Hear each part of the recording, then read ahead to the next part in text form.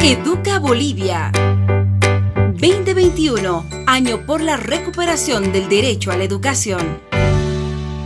Kamisaki, bienvenidos a una nueva sesión de los detectives de la química. Pues recuerda que aquí investigamos, analizamos, formulamos hipótesis acerca de los temas y los compuestos que tú vas aprendiendo en química. Y lo más importante, buscamos la aplicación en la vida real. Eso es muy importante, mi querido detective.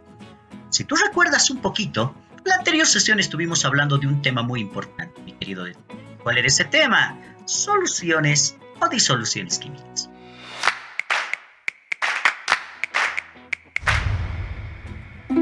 Recuerda que se puede llamar solución química o también disolución química. Estamos hablando del mismo concepto, mi querido detective. Segunda cosa importante, hicimos muchas experiencias acerca de lo que son disoluciones. Y precisamente, querido detective, de esas experiencias, ahora lo que vamos a extraer son los conceptos. Porque eso es lo que ocurre, lo que tú estudias en los libros, los conceptos que tú aprendes son simplemente deducciones, conclusiones de los experimentos que se realizan en el laboratorio. Fíjate la importancia, mi querido estudiante, mi querido detective, de la investigación experimental. Muy importante en química. Pues recordemos un poquito esas experiencias porque ahora lo que vamos a hacer es teorizar esos conceptos. Vamos a extraer esos conceptos y los vamos a tomar como conocimiento nuevo para nosotros. Pues comencemos, mi querido detective. ¿Tú recuerdas lo que estuvimos viendo en la anterior sesión? Eran las soluciones o disoluciones químicas. Pero recordemos un poquito. ¿Qué hacíamos para preparar una solución? Pues mezclábamos sustancias. Y recuerda qué tipo de mezcla nos daba. 3, 2, 1. Sí, nos daba una mezcla homogénea, mi querido detective. Muy bien, muy bien. Estás haciendo trabajar tu cerebrito, eso es importante. Pues mi querido detective, de ahí deducimos lo siguiente. Una disolución química es una mezcla homogénea de dos o más sustancias. Recuerda muy bien, la mezcla que nos tiene que dar para ser considerada una disolución tiene que ser homogénea. Pero seguramente dirás, profe Boris, a ver, recordemos un poquito una mezcla homogénea. Chicos, una mezcla homogénea es aquella en la que se forma una sola fase. No podemos distinguir una sustancia de la otra. En cambio, en una mezcla heterogénea, si tú recuerdas, por ejemplo, el agua y el aceite, sí se podían distinguir fases. Podían formarse 2 o hasta 3 o hasta más fases. A esas mezclas les llamamos mezclas heterogéneas. Pero aquí estamos hablando del primer tipo de mezclas. No olvides, mezclas homogéneas de 2 o más sustancias. Pero seguimos concluyendo, seguimos sacando conclusiones. ¿Y cómo se llaman esas sustancias? ¿Qué nombre reciben esas sustancias? Pues mi querido detective, si tú recuerdas, esas sustancias que se mezclan las llamamos componentes de una disolución. Ahora, ¿cómo podemos reconocer estos componentes? Recuerda muy bien, de acuerdo a la cantidad, mi querido detective. Sí. Fíjate lo que dice acá. De acuerdo a la cantidad de sustancia que estemos mezclando. Entonces podemos obtener dos componentes. Al primero le denominamos soluto y al segundo le denominamos disolvente o solvente. El soluto, recuerda, es la sustancia que se mezcla en menor cantidad. No olvides, si hay una sustancia que se mezcla en menor cantidad, a esa le denominamos soluto. Mientras que la sustancia que se mezcla en mayor cantidad, a partir le vamos a llamar disolvente. No te olvides, las cantidades, mi querido estudiante, las cantidades son súper importantes. Entonces, ya no te olvides, ya sabes que ahora tienes un soluto y un disolvente. Ahora, otra cosita importante. Pueden haber varios solutos, podemos mezclar varios solutos, pero el disolvente es único, no te olvides. ¿Y cuál es el disolvente que más utilizamos? El agua. Por eso es que al agua se lo conoce también con el nombre de disolvente universal. No lo olvides, querido detective. ¿Qué otras conclusiones también podemos obtener de la experiencia y de las experiencias de la anterior sesión? Recuerda que las soluciones también las podemos clasificar. ¿Cómo se clasifican? Chicos, no olviden, de acuerdo a la cantidad de soluto. Fíjate cómo la cantidad de soluto empieza a jugar un papel fundamental en las soluciones. Por ejemplo, de acuerdo a la cantidad de soluto que utilicemos, 3 disoluciones podemos obtener: diluidas, saturadas y sobresaturadas. Recuerda bien, Las diluidas son aquellas en las que utilizamos una mínima cantidad de soluto disolvente. ¿Recuerdas cómo la cocoíta la colocábamos en una mínima cantidad y preparábamos una solución diluida? La saturada es aquella en la que se utiliza la cantidad suficiente de acuerdo al disolvente. Pero ¿qué pasa si exageramos con el soluto? Entonces habremos obtenido una solución sobresaturada. Y recuerda muy bien, ¿cómo nos damos cuenta que es una solución sobresaturada? Pues, querido detective, hay un fenómeno que ocurre. Se llama precipitación. Quiere decir que en el fondo del envase se va a precipitar, se va a depositar todo el soluto que ya no puede ser dispersado por el disolvente. ¿Por qué? Porque ya hemos sobresaturado esa solución química.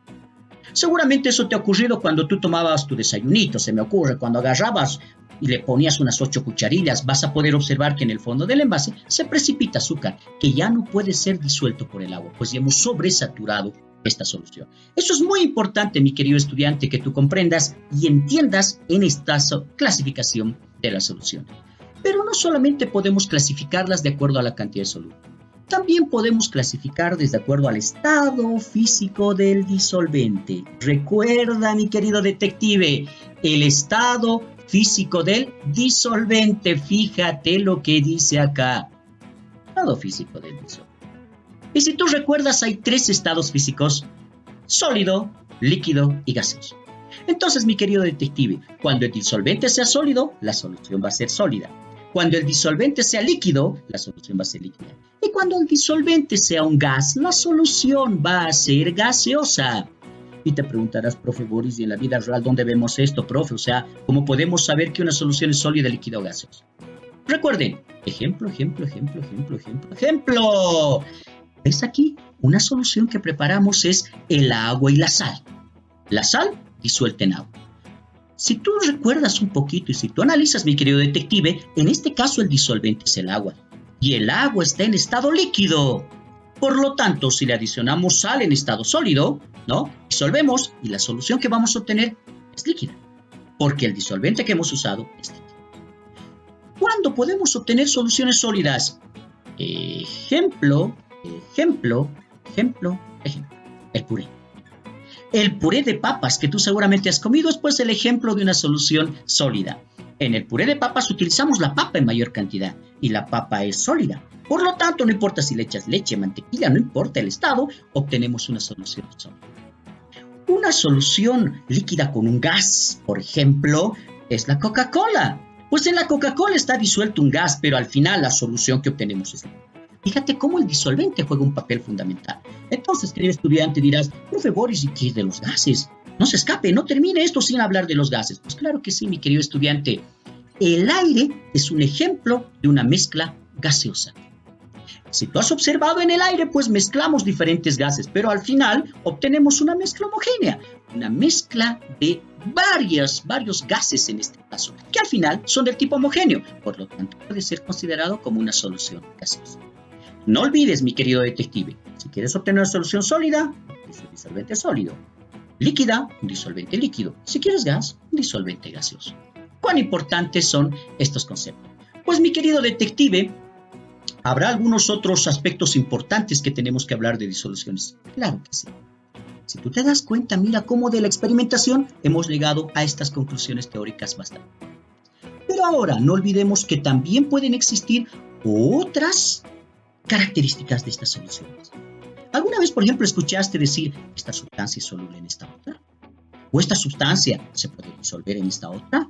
Pues sí, mi querido estudiante, ese concepto tiene que ver con la solubilidad.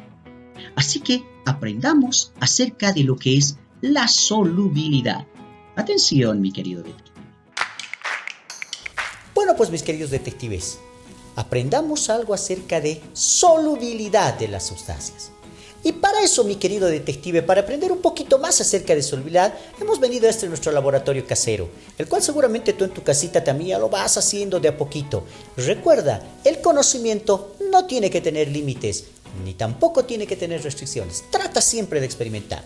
Mi querido detective, hablemos de solubilidad. Y para hablar de solubilidad, vamos a hacer una pequeña experiencia. Por favor, mucha atención, mucho razonamiento, porque del laboratorio sacamos nuestras conclusiones. Voy a tomar 2 envases en los cuales voy a colocar agua. Recuerda, es importante que tú recuerdes de que debemos utilizar agua destilada, por favor. Ahora, en cada uno de estos vasos voy a colocar diferentes sustancias. Quiero que observes muy bien las sustancias que voy a colocar.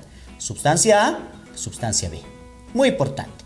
Bueno, pues entonces observemos. A la cuenta de 3. 1, 2, 3. Observa muy bien ambos vasos, mi querido detective.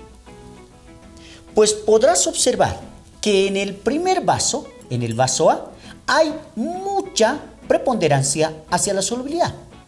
En cambio, en el vaso B no ocurre lo mismo. Entonces, fíjate muy bien, a esa propiedad que tienen las sustancias de disolverse en otras y formar mezclas homogéneas, le llamamos solubilidad. Recuerda muy bien, fíjate muy bien. Hay sustancias que tienen la propiedad de disolverse en otras y otras no. Muy importante, querido detective. Como podrás ver entonces, la solubilidad es una propiedad muy importante para formar disoluciones químicas. Si no hubiera solubilidad, no podríamos formar soluciones químicas. Pero otra cosita importante que no debes olvidar. ¿A qué se debe que algunas sustancias puedan disolverse en otras o no? A que algunas son polares y otras apolares. Y recuerda muy bien, lo polar disuelve a lo polar y lo apolar disuelve a lo apolar. Eso es muy importante que tú recuerdes para preparar soluciones químicas. Pero, ¿existirán algunos factores que afectan a esta solubilidad? Te preguntarás, profe Boris, ¿qué significa factores que afectan a la solubilidad? Pues que hacen que se disuelva más rápido o no. A ver, veamos un pequeño ejemplito. Vamos a sacar estos dos envases y ahora vamos a colocar un nuevo envase para que podamos observar este efecto de la solubilidad. Observa muy bien. Voy a utilizar esta vez agua caliente en un envase y voy a utilizar agua fría en el otro. Fíjate muy bien. Agua caliente y agua fría, mi querido detective. Y vamos a adicionar la misma sustancia en ambos recipientes. La misma sustancia. ¿Para qué? Para poder observar si la temperatura es un factor que afecta a la solubilidad. Oh, seguramente tú ya estarás pensando. Fíjate muy bien, mi querido detective. Estamos colocando la misma sustancia. A la cuenta de 3, fíjate, agua fría, agua caliente. Observa, 1, 2 y 3. Observa muy bien, mire los tiempos. Fíjate en cuál de estas dos se disuelve más rápido la sustancia. Como tú habrás podido observar, en el agua caliente se disuelve más rápido las sustancias, pues la temperatura, mi querido detective, es un factor que afecta a la solubilidad. A mayor temperatura, la sustancia se disolverá más rápido. Pero observa el vaso B. A menor temperatura, tardará más en disolverse. Fíjate cuán importante es ese concepto. Pero no solo eso, no solo está la temperatura. Fíjate muy bien, ¿qué pasa si nosotros utilizamos ahora algo que tú haces comúnmente? Agitar. Fíjate muy bien, voy a agitar el vaso con menor temperatura. Fíjate, a este proceso no se llama mover. Mueve el vasito. No, se llama agitar, mi querido detective. Fíjate cómo al agitar, pues puedo hacer que la sustancia se disuelva más rápido. Dos factores que afectan a la solubilidad: la temperatura y la agitación. Pero algo muy importante también, habrá otros factores como la presión, como la naturaleza de las sustancias, que también son factores que afectan a la solubilidad de las sustancias. Y otro concepto muy importante, mi querido detective, la concentración. Dirás, profe Boris, ¿y la concentración tiene algo que ver en las soluciones? Pues claro que sí, mi querido detective. ¿Qué entendemos por concentración? La cantidad de soluto disuelto en la solución.